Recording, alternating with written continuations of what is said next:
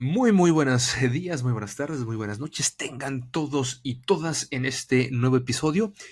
Hoy ya formalmente estamos estrenando nueva imagen, estamos estrenando logotipos en todas nuestras redes sociales. Estamos muy felices por un lado.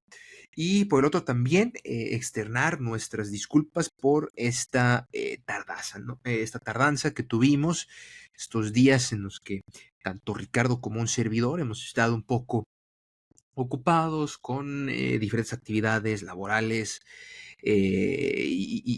personales, familiares, etcétera. Pero bueno, ya estamos de nueva cuenta en este episodio de Coyunturas, que prácticamente serán dos temas. Bueno, uno, el principal, digamos, nuestras 8 columnas de este podcast, que será el tema de los Estados Unidos, que en estos días, en estas 2 semanas aproximadamente, ha pasado una cantidad de cosas, una cantidad de situaciones, una cantidad de pues de notas, todas importantísimas, que irán redefiniendo el rumbo de esta elección que será en noviembre de este año. Y por último hablaremos un poquito también de nuestra política local, especialmente del señor Alito Moreno y su autoritarismo priista. Serán los dos temas. No sin antes empezar saludándote, mi estimado Ricardo. ¿Cómo estás? ¿Cómo te encuentras? Insisto, muy feliz por estrenar imagen y también ansioso por tocar todos estos temas, especialmente con la situación de los Estados Unidos. Finalmente se va Biden después de una serie de errores catastróficos en su campaña. Tristemente la edad le cobra factura de esta forma. Se queda Kamala Harris, muy probablemente, todavía falta que se defina, pero al menos ha habido espaldarazos por parte de los demócratas para apoyar su candidatura. Y por otro lado, Donald Trump, que ya hablaremos de este atentado que sufrió y que a partir de ahí ha sido un boom espectacular el fenómeno Trump. Ricardo, ¿cómo estás? Te saludo nuevamente. Hola Juan Carlos, y antes de entrar en materia, pues agradecer a todos los que nos comentan y escriben acerca de, de todos los episodios que hemos llevado a cabo aquí en Coyunturas. Ya tenemos una buena cantidad de seguidores en la plataforma de Spotify, y pues recuerden, también nos pueden seguir en otras plataformas donde tenemos la distribución de este podcast. Ya entrando en materia, pues sí, te decía fuera de micrófono que a diferencia de la elección presidencial de México, que desde un principio estuvo muy cantada y hasta cierto punto muy aburrida, teníamos que como desmenuzar mucho el pollo a ver si encontrábamos algo, pero realmente era complicado y complejo tener una narrativa diferente a la monotonía que se manejó, no diría de hace unos meses, sino de hace ya incluso un par de años en la elección presidencial de México, y que al final de cuentas, por más que la oposición quiso ponerla en tela de juicio y tratar, digo entre comillas, de cerrarla, pues nunca se logró tal cosa, y siempre hubo una monotonía a tal grado donde pues creo que esa misma monotonía le dio cierta relevancia a lo de Álvarez Maínez aquí en el país. Pero lo que está ocurriendo en Estados Unidos, Juan Carlos, estamos grabando esto en lunes por la noche 22 de julio, y no sabemos si en una hora lo que ya grabamos a lo mejor ya no es tan importante porque ya pasó otra cosa más, dado los recientes acontecimientos en Estados Unidos, dadas las circunstancias que han venido. Y yo lo pondría desde este primer debate que se llevó a cabo por parte de CNN, que hicimos como el post-debate aquí en Coyunturas. A raíz de ese post-debate han pasado una serie de cosas, obviamente que se han intensificado en los últimos días, pero que tienen como resultado la ya salida de Joe Biden como candidato presidencial para el próximo periodo, y el proceso que inminentemente pareciera va a ser un hecho, la llegada de Kamala Harris a la candidatura por el Partido Demócrata, y que de alguna u otra manera pinta como, digamos, es como un partido de béisbol. En una entrada anotan 3 carreras y en la siguiente anotan 4, entonces no sabes quién va a ganar el partido, y entonces pinta para que tengamos los próximos meses, las próximas semanas, una candente barricada de información que incluso yo te podría decir que la semana previa a las elecciones en Estados Unidos podemos todavía tener cierta incertidumbre de lo que va a ocurrir, la cantidad de sucesos que van ocurriendo y que todavía pueden ocurrir. Te lo decía fuera de micrófono, es posible, existe la posibilidad y todavía no se ha podido desmarañar esta situación, existe la posibilidad de que Trump vaya a la cárcel. Entonces, todo puede ocurrir en las próximas semanas, en los próximos meses, y esto todavía a lo mejor no es la cúspide de la información que podemos llegar a tener. Para nada, sino todo lo contrario, es apenas el inicio de lo que será una carrera presidencial verdaderamente, eh, pues hollywoodense, ¿no? Con ese dramatismo propio de la democracia. También hay que decirlo, Ricardo, pues una democracia muy, muy mucho del espectáculo, ¿no? También vamos a tocar el tema que fue importante, la convención republicana después justamente del atentado que sufrió Donald Trump y que fue un punto de quiebre, insisto, en la campaña de Joe Biden. Pero voy a retomar justo lo que tú mencionaste, este declive, esta crónica de la muerte anunciada de la candidatura del demócrata Joe Biden, del vigente presidente, actual presidente, que comienza justamente con ese debate en el que se vio bastante mal, ese debate en el que Trump lo humilló completamente, ¿no? En el que ya le costaba verbalizar, en el que él mismo lo tuvo que reconocer en redes sociales y al día siguiente en un evento público. Y a partir de ahí fueron muchísimas las voces que respetando la investidura presidencial de Biden, le pedían que se bajara de la contienda, que continuara con sus labores presidenciales estos meses que le quedaban y que le dejara a alguien más la candidatura. Primero fue este editorial del New York Times que le dio la vuelta al mundo. Posteriormente también personajes, insisto, de la farándula, porque también hay que hablar de esta sociedad del espectáculo que es la democracia estadounidense, en donde a muchos o muchísimos actores no les da miedo y no les da y no son apolíticos como en otros lados, sobre todo pues en este país también, allá sí son, no tienen empacho en decantarse por uno u otro lado. George Clooney, que le pide también a Joe Biden, aquí no recuerdo bien si fue en el New York Times o si fue en el Washington Post, creo que fue en el Post, como un invitado, como una pluma invitada, también le pide que renuncie a la candidatura y viene el punto de quiebre que fue el atentado fallido. Afortunadamente fue fallido contra Donald Trump, le rozaron la oreja.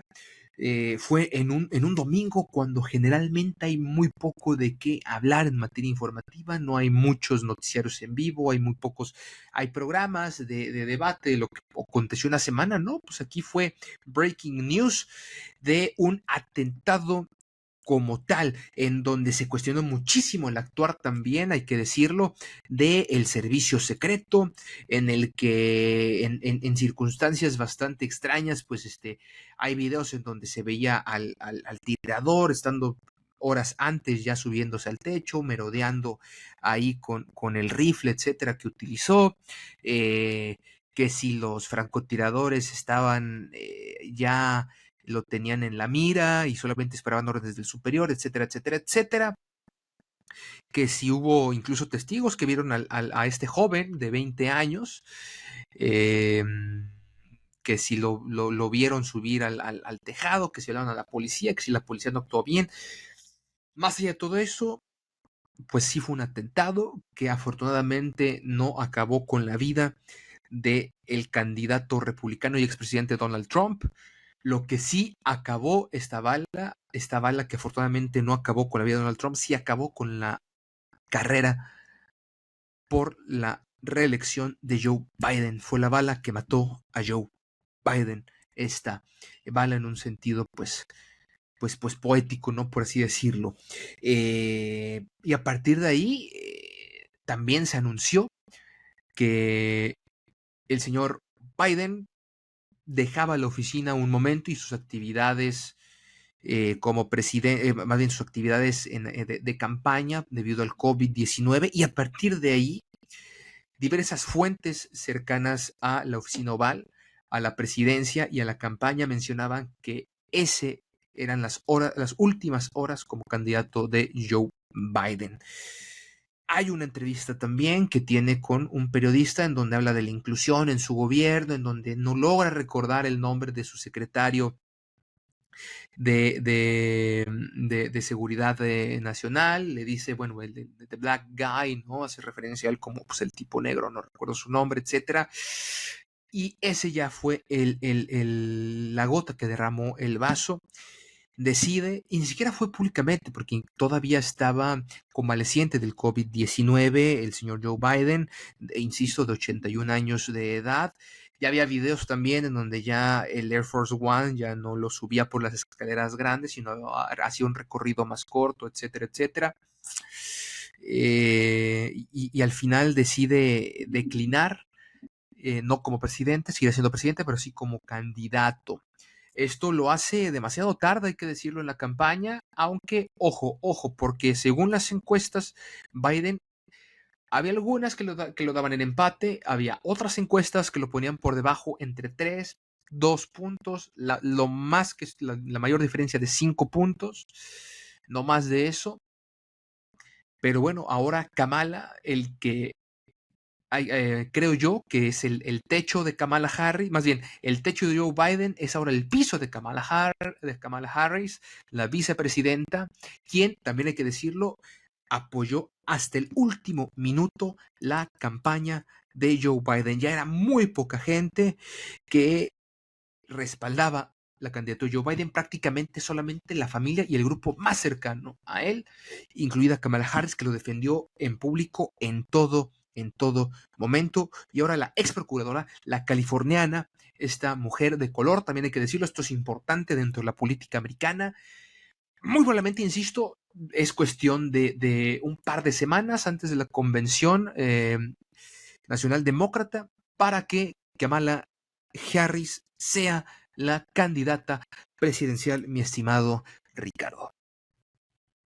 Sí, estuve leyendo en las últimas horas que hay muchos delegados que se han puesto ya, digamos, a favor de Kamala Harris para que pueda formalmente tomar, digamos, esta sucesión de candidatura. Fíjate, sumando un poco a lo que mencionabas con respecto al tema de las encuestas o a cómo va la carrera presidencial, yo me fijo mucho en las apuestas. En México tenemos mucho acceso a las apuestas de Estados Unidos con respecto a la política y digamos, justo un día antes o horas antes al debate de CNN había un empate técnico en las apuestas. Fue clara la tendencia como después del debate y al día siguiente o los días siguientes, Donald Trump tomó una ligera ventaja en lo que se refiere a los momios, o sea, se volvió un poco favorito en los momios de cara a la elección presidencial. Y a medida que iban pasando los días y las semanas, parecía que ese favoritismo en las apuestas iba creciendo, no de manera amplia, ni mucho menos como ocurrió en México, pero sí empezaba a haber ya una cierta tendencia a favor del republicano. Pero después del atentado que fue, ¿qué dices tú? Fueron 10 días, ¿no? Semana y media del atentado, casi 2 semanas Efectivamente. del atentado. La situación, digamos, entró en un lapso donde pareciera que incluso había hasta temor en los apostadores y las cosas como que medio se congelaron, pero de alguna u otra manera la lectura, digamos, fácil que tuvieron algunos fue, bueno, hubo un atentado en contra de Donald Trump, esto lo fortalece y obviamente hay elementos para creer en ello, pero por otro lado también inició o más bien, más que inició, fue ya la última tormenta para Joe Biden, como bien relatas, para que finalmente se diera lo que ocurrió el domingo pasado, que es su hacerse un lado de la carrera presidencial por su reelección y dejar el camino a Kamala Harris. Kamala Harris es un personaje que de alguna u otra manera le mostró fidelidad casi absoluta al actual presidente de los Estados Unidos. Como mencionas, es de las pocas que todavía defendía a ultranza la candidatura de Biden. A lo mejor tiene más que ver con el tema de esta lealtad política, más que por una convicción de que realmente era en este momento la mejor opción para el Partido Demócrata. Y por otro lado, a lo mejor de fuera podemos ver una persona con pues un historial desde el Poder Judicial, después pasando ya ahora a la administración dentro del Poder Ejecutivo, pues bastante interesante, que puede ser un perfil que llame poderosamente la atención, pero no hay que olvidar que al final de cuentas ella ha formado parte de un gobierno hasta cierto punto muy conservador, con líneas muy tradicionales, y que ella, a pesar de ser la vicepresidenta, no ha dejado del todo de romper ese nexo que tiene o que la liga a la administración de Joe Biden. ¿Por qué quiero tocar este punto? Porque al final de cuentas, el electorado indeciso, que es el que al final de cuentas va en esta ocasión a decidir la elección en Estados Unidos, no sé qué tanto se sienta tan convencido de que aún cambiando de candidatura o de candidato, haya más posibilidades para el Partido Republicano de ganar la elección. Realmente me da la impresión que es una incógnita, porque todavía no sabemos qué tanto pueda convencer Kamala Harris a este electorado indeciso, que al final va a ser el que termine dando o inclinando la balanza hacia favor de Trump, o en este caso ya de Kamala Harris. Efectivamente, y Ricardo, aquí en este caso, bueno, primero retomar el tema del apoyo, que incluso ya el domingo muchos especulaban, digo, insisto, fue una revolución de información que se dio todo el día, desde las 11 de la mañana, en el que se dio el anuncio prácticamente, 1 de la tarde, creo, más o menos tiempo de la Ciudad de México, o al menos esa fue la hora en la que ya llegaban las alertas de los principales medios y las agencias informativas. Pero sí, se especulaba, bueno, si los demócratas iban a fragmentarse, si iban a levantar la mano otros gobernadores, pero no, al parecer ya al día de hoy, hasta hace unas horas, tiene el apoyo de Nancy Pelosi, tiene el apoyo de absolutamente todos los gobernadores demócratas, incluido el gobernador del estado de California, quien quería o en algún momento expresó que quería competir por esta candidatura. Entonces, al parecer están ya pues unidos, ¿no? Formaron filas ya para respaldar todos los demócratas a Kamala Harris, y vaya que va a necesitar todo el apoyo. ¿Por qué? Porque va a nadar contra corriente, completamente. ¿Y por qué me refiero a esto? Porque, insisto, este atentado y la foto del New York Times, que fue portada al día siguiente en todos los diarios prácticamente de Occidente, mostraron a un mártir que sobrevivió, insisto, a un atentado, ¿no? Fue una imagen poderosísima. El mismo Donald Trump, con esa adrenalina que traía, la manera en la que reaccionó instintivamente, la manera en la que paró al servicio secreto para todavía dar un mensaje de fight, fight, fight, pelea, pelea, pelea. Insisto, uno puede ser partidario o no de Donald Trump, digo, no es santo de mi devoción, ni mucho menos, pero en cuestión de comunicación política, en cuestión de, eh, de espectacularidad, de narrativa,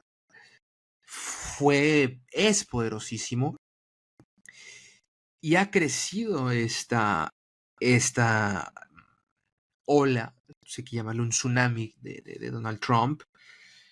Y hay que verlo en la convención días después, ya en un entorno mucho más vigilado, ya en un entorno mucho más controlar, un espacio cerrado, ¿no? Donde se sabía perfectamente quién entraba y quién salía. Trump llegó ahí con su gorra de Make America Great Again, la gente, ¿no? Con sus gorras de MAGA y su oreja tapada con, con el vendaje, ¿no? Eh, la canción de God Bless America, este segundo himno estadounidense, este discurso completamente de la posverdad, ¿no? Apelando a la emotividad, al ser americano.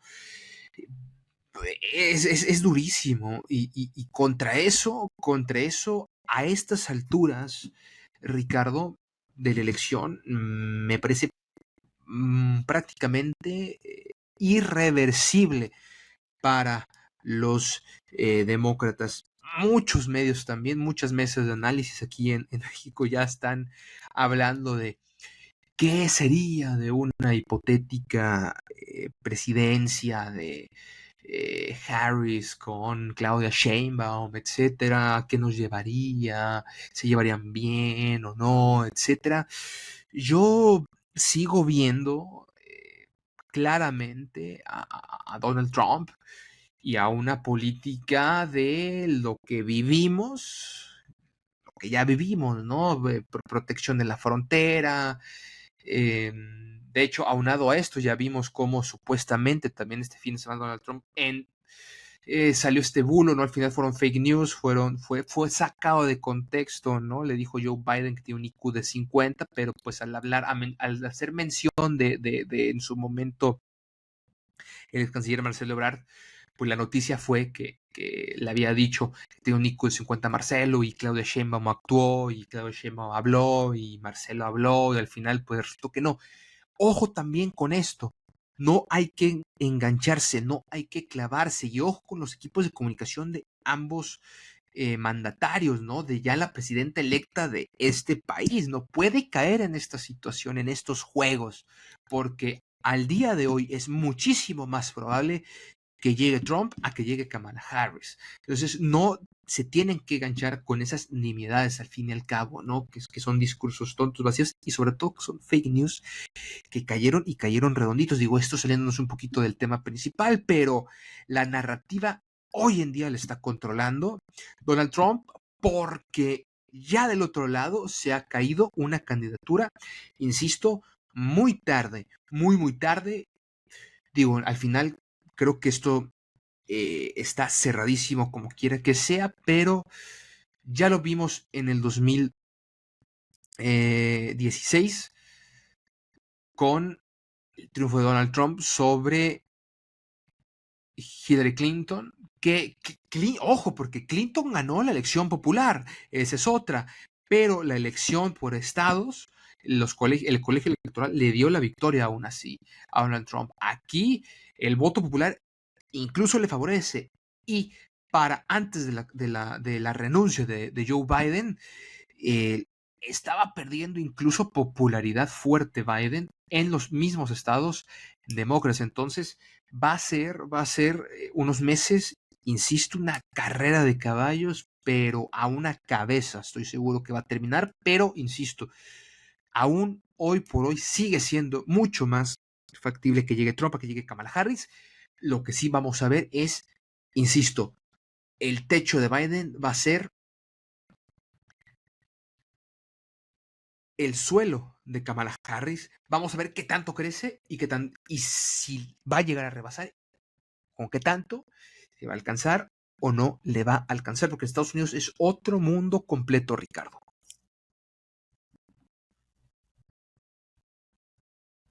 Sí, lo que ya te mencionaba, o sea, no porque Kamala Harris, por ejemplo, desde mi punto de vista, es un mejor perfil que Joe Biden, significa que todos piensen como yo, ni mucho menos. Es un país culturalmente tan complejo, tan diverso, incluso hasta en los mismos estados, en los mismos colegios electorales, que realmente es una incógnita todavía cómo va a ser la reacción, insisto, de ese votante todavía no convencido ni con una ni con la otra opción. Por lo tanto, va a ser muy interesante qué termina aconteciendo. Obviamente, como es el sistema electoral de Estados Unidos, pues estos colegios electorales clave sobre todo las grandes ciudades, pues van a jugar un papel preponderante en el resultado final. Hay que recordar que allá no se gana por quién tiene más votos, sino por quién tiene más colegios electorales a su favor. Eso no es un tema menor porque, y luego también para explicarle un poco a la gente que nos escucha en México y en general en Latinoamérica, eh, pues es un sistema electoral donde al final de cuentas no ocurre como por ejemplo aquí en México, donde cuentas ahora sí que literal voto por voto y quien tenga más votos gana, sino que literalmente puedes tú tener 0 votos en un colegio electoral y aún así puedes ganar porque ganaste otras regiones, otros colegios electorales. Entonces, eso es muy importante. Y aquí te llevas como todo a la bolsa, es como las apuestas. Apuestas, por ejemplo, en California y la X cantidad de colegios electorales en California. Si tú ganas la mayoría, te llevas todos. Si no te llevas la mayoría, por más que hayas estado a 1 o 2 puntos porcentuales de diferencia, terminas perdiendo todo el estado. Entonces, así funciona este sistema político en Estados Unidos y va a ser interesante la estrategia. Mencionabas algo que me parece no es un tema menor con respecto a cuál puede ser el desenlace final. Ya es un momento tarde para los demócratas. El haber hecho el cambio hasta ahora ya es un punto tarde porque obviamente Donald Trump no solo lleva dentro de la legalidad bastantes semanas y meses recorriendo el país, dando entrevistas, siendo, digamos, foco de atención mediática desde hace mucho tiempo. Y en el caso de Kamala Harris, pues hasta cierto punto ha vivido de alguna u otra manera a la sombra de la administración. O sea, no podemos hablar de una independencia absoluta de la actual vicepresidenta de Estados Unidos como para pensar que ella ya ha trabajado fehacientemente una agenda como para proponer independientemente de lo que ha sido la gestión de Joe Biden. Y eso es un punto que no es menor porque al final de cuentas las famosas estructuras por tierra, si no las tienes bien trabajadas, pues va a ser muy complicado que en qué te gusta, cuánto falta para elección, agosto, septiembre, octubre, noviembre, 4 meses, poquito 4. menos de 4 meses, puedas armar algo significativo para competir desde la estructura con un Donald Trump que ya tiene una estructura, pues mucho mejor, hay que decirlo, de cuando ganó la primera vez. Definitivamente, ¿no? Muchos analistas coinciden en que prácticamente el Partido Republicano podría cambiarse el nombre completamente al Partido Trumpeano o al Partido Todos Unidos con Donald Trump o al Partido MAGA, Make America Great Again, porque prácticamente, y lo vimos, ¿no? Lo vimos antes de que entrara de lleno a la carrera Donald Trump, como los debates republicanos de los otros candidatos, pues, prácticamente no existe nadie ya republicano con un peso, con una ideología sólida formada, ¿no? Hay un proteccionismo, o sea, Donald Trump ya tiene toda una política hecha y derecha, una estructura partidaria y un montón de cosas que, como tú dices, Ricardo, le faltan a Kamala Harris. Sin embargo, Kamala Harris tiene toda la preparación y tiene todo lo necesario como para levantar una sólida carrera política y sobre todo la edad, porque aquí también ya va a jugar la edad a favor de Kamala Harris. Y ojo, porque también algo que hay que tomar en cuenta es que Donald Trump, su discurso también y su gran base se centra en un nacionalismo proteccionista, neofascista, que es extremadamente racista, que es supremacista blanco y tremendamente misógeno y sexista, por lo que ya está en redes sociales, en X, en Twitter y en otras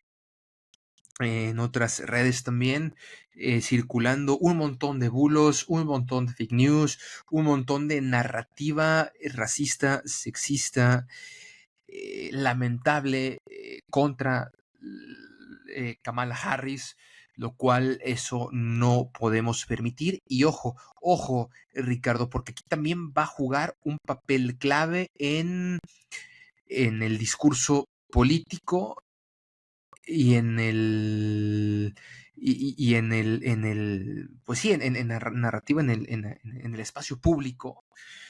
Elon Musk con Twitter, con X, que está permitiendo muchísimas cosas. que dijo que no iba a permitir fake news, que dijo que no iba a permitir cuentas trolls, que no iba a permitir granjas de bots, y todo lo está haciendo. Y se está preparando una maquinaria de muchos lados, republicanas, también el extranjero, probablemente rusas también, probablemente chinas, no lo sabemos, para apoyar a Donald Trump. Entonces, por ese lado, la batalla narrativa en redes será importantísima para Donald Trump, o incluso creo hoy en día que está a favor de Donald Trump y en contra de Kamala Harris. Y aquí la gran pregunta, mi estimado Ricardo, es, ¿Estados Unidos está preparado para una mujer presidenta? Porque en México me queda claro que sí lo estamos y lo demostramos en las pasadas elecciones, pero Estados Unidos estará preparado para una mujer presidenta porque, bueno, por todo eso que te comento, estas narrativas tan lamentables que hemos visto a horas de que se anunciara el respaldo de Biden con Kamala Harris. Pues mira, hay que romper un par de mitos con respecto a los Estados Unidos.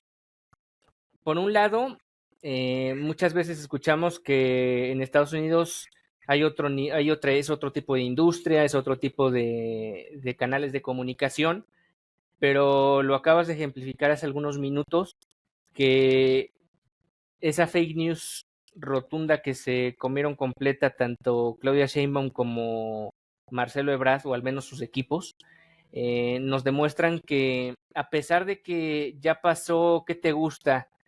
Pues sí, más de un lustro, quizás ya casi 10 años, pues sí, casi 10 años, porque fue en 2016, digamos, del boom de las fake news, y a pesar de que se han creado mecanismos para anticipar las noticias falsas, la información engañosa, pues ahí está la prueba contundente de que aún equipos que supuestamente yo creo que sí son sólidos de comunicación y de trabajo que tienen tanto Marcelo Ebrard como Claudia Sheinbaum, por dar dos ejemplos, pues cayeron en las redes de estas fake news, que al final de cuentas todos hemos llegado a caer.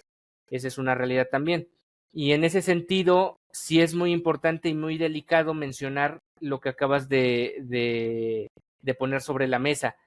El que incluso otras partes del mundo estén involucradas digitalmente hablando y, digamos, haciendo fluir la información falsa o engañosa con respecto a las elecciones de Estados Unidos, no es algo que se deba tomar a la ligera y decir, bueno, ya es parte de la política de Estados Unidos y hay que vivir con ello. No, al contrario, creo que es muy importante no dejarlo de lado, porque en buena medida esas fake news fueron las causantes, no de que ganara Donald Trump directamente, pero sí de que se creara una perspectiva, incluso a la hora que se cerraron los comicios electorales del día de elección de 2016, donde había gente asegurando que Hillary Clinton iba a ganar la elección, que estaba todo cantadísimo, y que al final de cuentas, en parte las fake news fueron una herramienta que se utilizó para desviar la información, digamos,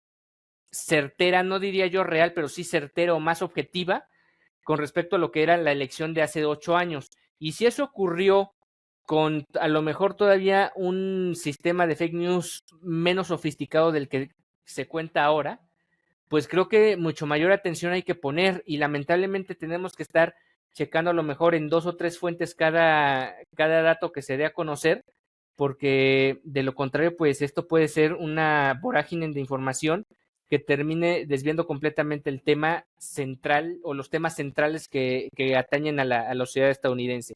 Y luego ya el otro punto que mencionas con respecto a que si Estados Unidos está preparado para tener a una mujer presidenta, pues queda claro en los hechos que no.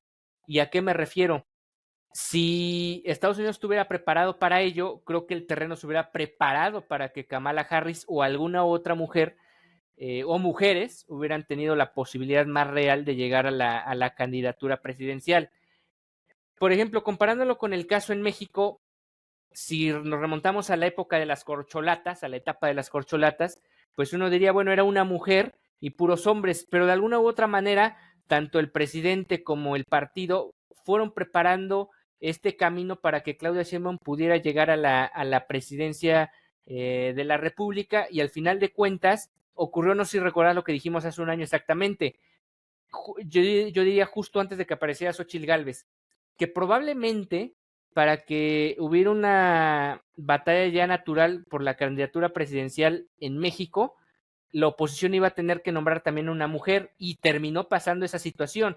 Ya por ciertas circunstancias ajenas terminó siendo Xochitl Gálvez, pero a lo mejor si Xochitl Gálvez no hubiera ido a tocar la puerta de Palacio y no hubiera tenido esa relevancia que tuvo justo hace un año, a lo mejor estaríamos hablando de que mi paisana hubiera sido la candidata. O sea, eventualmente hubiera tenido Claudia Sheinbaum una rival mujer al frente de la oposición, y al final de cuentas, pues sí se fue preparando el terreno para que se diera esa candidatura, cosa que en Estados Unidos no ha ocurrido. O sea, es un momento de urgencia donde literal, si lo comparamos con el deporte, se lesionó el abridor, tiene que entrar el emergente, y la emergente es Kamala Harris, y no necesariamente era ni la versión, o más bien la opción B, ni la opción C, ni la opción D para los demócratas.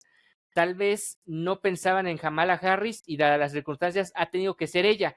Y eso sí, también hay que decirlo, es una prueba más de cómo a lo largo de su carrera dentro de la administración, primero en temas judiciales y después ahora en la administración dentro del Poder Ejecutivo, pues es estos techos de cristal que ha ido rompiendo Kamala Harris, también en base o basado en su tenacidad. O sea, llegó a ser la primera mujer jueza, si no me equivoco, en California. Ha tenido mucho esta parte de que ha sido la primera en varios aspectos, la primera vicepresidenta, la primera, y ahora puede ser, todavía obviamente habrá que esperar qué ocurre, pero puede ser la primera presidenta mujer en la historia de los Estados Unidos.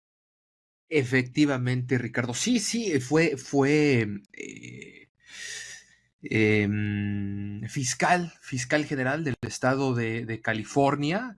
Y ojo, ojo, porque estamos hablando que es la Suprema Corte, y dentro de las cortes estatales es la segunda corte más importante después de la de Nueva York. Ojo, o sea, no, no es para menos, es una mujer tremenda, tremendamente preparada, que sabe perfectamente de política.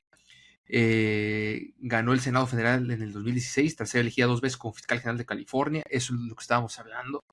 Entonces, es una mujer tremendamente preparada, y pues ahí están cerrando filas con ella. Pues mi estimado Ricardo, con esto finalizamos este tema de las elecciones de Estados Unidos. Vamos a ver cómo se va moviendo. Insisto, esto todavía se está apenas cocinando, hay que decirlo como es. Y pues vamos ahora a aterrizar en nuestra política local, mi estimado Ricardo, porque Ricardo, el partido tricolor, ya con el cacique, un cacique que no lo veíamos desde tiempos, creo yo, que te gusta, del Maximato, de Calles, ¿no? Más o menos. Y con una corrupción tremenda por parte del señor Alito Moreno. Tuve la oportunidad de ver hace también estas últimas semanas el programa de Entredichos con René Delgado en El Financiero.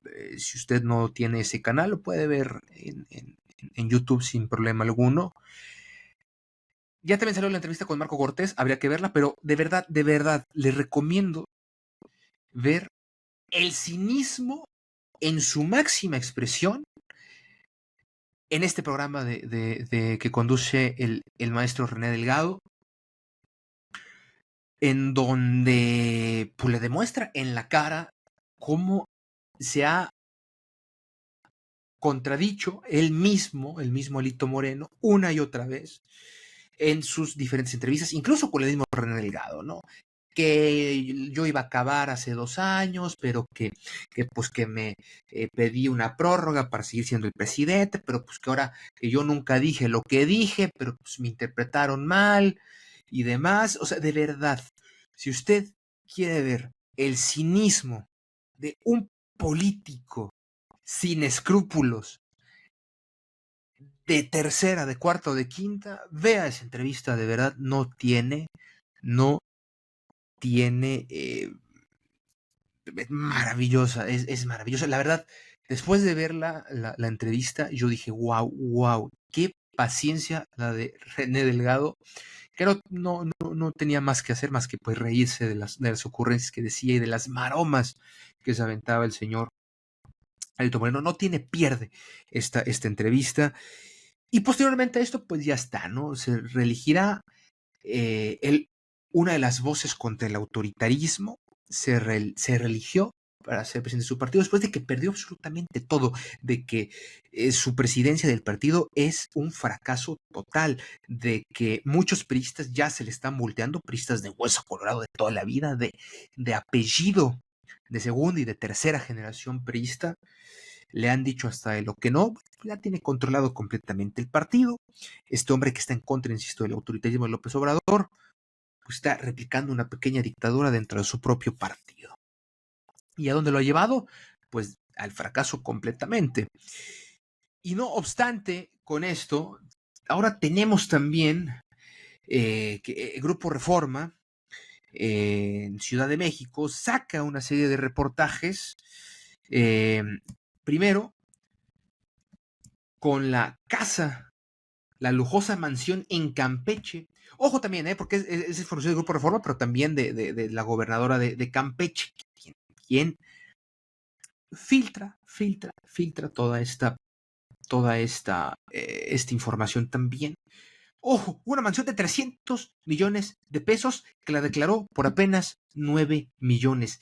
Los lujos, la excentricidad, los autos que tiene este señor, la verdad es una verdadera vergüenza. Una sala de cine, billar, alberca, baños, un montón de baños con jacuzzis, obras de arte valuadas en muchísimo dinero, 7,000 metros cuadrados. Laira Sansores había dado ya a conocer parte de esta casa y posteriormente salen a la luz pues ya estos videos que son realmente indignantes, insisto. ¿Y qué más? ¿Qué más sale? El día de ayer sale también, bueno, la playa de Alito, una playa en un esquema también de triangulación en el que compró un montón de hectáreas de tierra también en Campeche por 33 centavos el metro cuadrado y que hoy vale una millonada. Lo compró en 150,000 y hoy vale 250 millones de pesos esa playa privada que él amablemente donó a la señora madre de Alito Moreno. Lo bueno es que el señor Alito Moreno todavía tiene madre. Eso es lo bueno de este hombre. Pues ahí está, señoras y señores. Es parte pues, de lo que ha sido toda la vida esta política también mexicana, Ricardo. La corrupción, el despilfarro, la excentricidad de el sentirse todopoderosos y con tanto dinero, con tanto, entre comillas, poder. No importa que me vea como un completo mentiroso, es lo que menos importa, Ricardo. Sí, sumando a lo que tú mencionas, dos cuestiones. Por un lado, creo que Alito Moreno ha convertido a lo que queda de este partido tricolor que fue hegemónico en gran parte del siglo XX en nuestro país, lo está convirtiendo en un partido satélite donde pareciera que él lo está tomando al estilo Partido Verde, lo quiere volver un partido satélite cancerígeno que se vuelva como un ácaro y se agarre ponzoñosamente de los partidos dominantes y de ahí pueda vivir el resto de su existencia. Esa da la impresión, digamos, dentro del terreno político, que es lo que está aspirando Alejandro Moreno a convertir, o si no es que ya lo convirtió al PRI. Incluso yo te diría, hay que ver qué ocurre en septiembre en el Congreso, porque a lo mejor viene una desbandada tremenda de priistas, tanto unos renunciando al partido como otros aliándose ya, a lo mejor no abiertamente, pero sí de facto a la cuarta transformación. Y al final de cuentas, digamos, brincando al terreno ganador a partir de ahora. Ahora, particularmente, digamos, dentro de lo que es la individualidad del personaje Alito Moreno, creo que entre los priistas sienten que, como diría la frase, hasta en los perros hay razas. O sea, hasta para ser un político priista hay ciertos niveles que creo que el señor Moreno ha rebasado ya de manera escandalosa.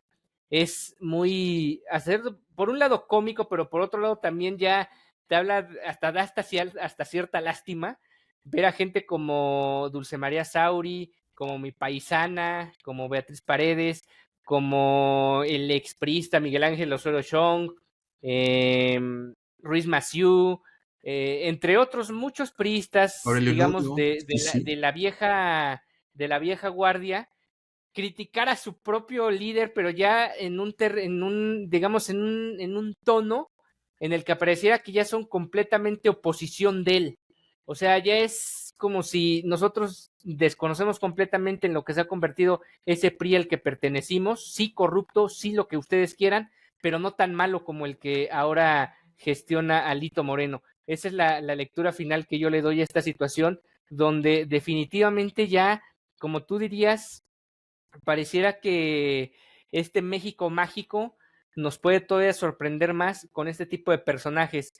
Te iba a comentar ahorita que estabas hablando que creo que hasta entre los dirigentes del PAN y el PRI hay diferencias, pero mejor me callo porque no voy a morder la lengua y después Marco Cortés nos salga peor que Alito Moreno.